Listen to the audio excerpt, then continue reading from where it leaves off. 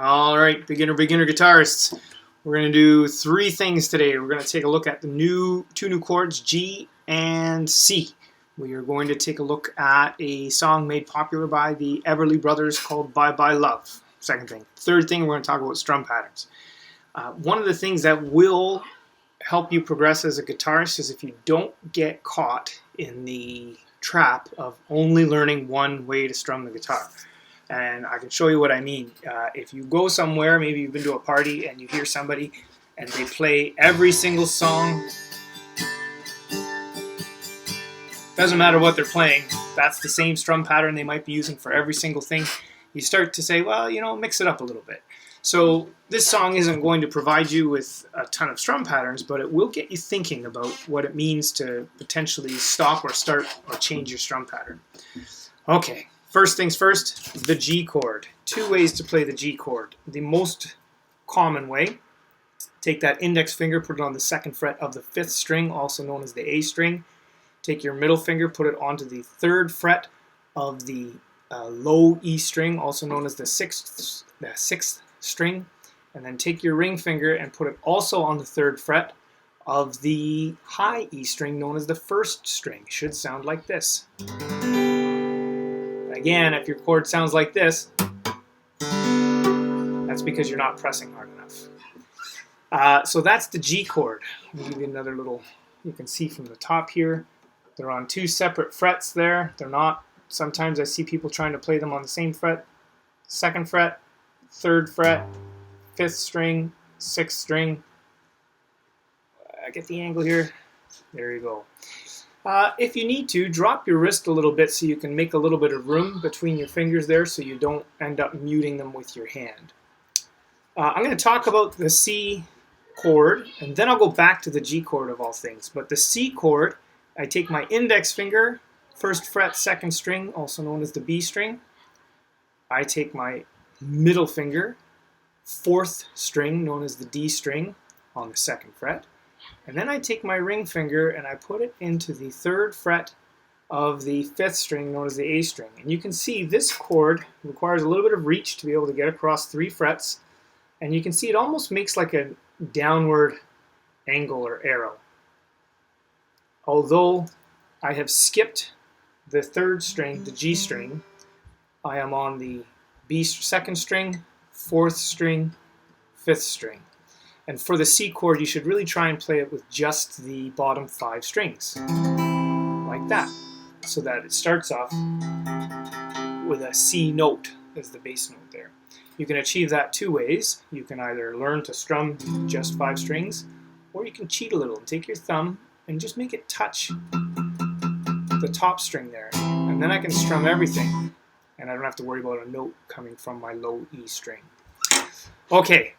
So that's the G and the C. Now let me go back to the G chord for a minute, because some people play it and learn it like this, where instead of playing that G chord like this, they learn it like this. So it's almost, I'm playing the same frets, second fret, fifth string, third fret, sixth string, third fret, first string. So if you learn to play it like this, it may be a little bit more difficult to learn because you're probably getting used to using that index finger a lot. And now here's that index finger just hanging out doing nothing. But the advantage is when you go to change to a C chord, now watch what happens. I just have to drop these two and put that one down. C, G, C, G. As opposed to C, G, C, G. You can see it's a lot less movement. One of the things I say in my class all the time is the best guitarists are the laziest guitarists. And by that I don't mean that they never practice and don't get good, but that they find ways to be efficient. And that is a way to be efficient. If your song has a lot of C-G transitions, that might be for you. It might not be for you. I think I play my G more often like this, but once you get fast at it, it doesn't really matter. Okay, the song Bye Bye Love. Here's what I want to talk to you about. You can get this on my Edsby page or ask somebody to send it along to you. This is a bar of music. It has a line there, and line there, you can see, sorry, I'm doing this upside down and backwards, that bar of music, above it you can see you're supposed to play the G chord. And you can see by the slashes you're going to strum 4 times. So this song starts with 4 C's, 4 G's, 4 C's, blah, blah, blah. What I want to show you, though, is down here where it says, I think I'm gonna cry. You'll see it says, I think gonna cry. First of all, I have no chord above the word think. That tells me I need to go back up to here to see what was the last chord I was playing. G, then keep playing G here. So I would do 1 strum G, 1 strum D, then go back to strumming in G. Okay, I'm going to play just that first bit for you, and you can see what I mean. Bye bye love, bye bye happiness, hello loneliness, I think I'm gonna cry. You can hear I made that little stop, that think I'm gonna cry. So how do I make that stop? I use this hand here that's got the pick, or if you don't have a pick, doesn't matter, and I just gently press down on the strings and I mute them. So I would be going like this. Loneliness, I think I'm gonna cry. I think I'm gonna cry. All right.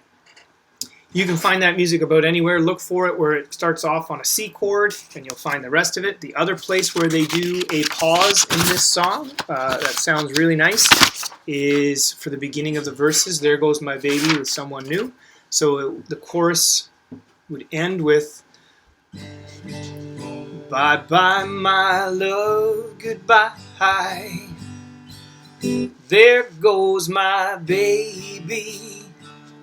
And you can hear that pause there to start the verse. And the music itself, it's right here. Right here would be a G chord from before, the first page at the bottom, and it says NC, no chord, strum. There goes my, into the D chord, baby.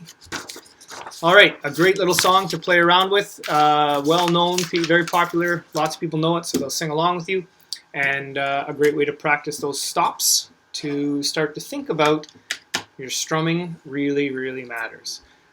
Please, please, please message me on Edsby or ask for my email. If you have any questions, I would be happy to answer them.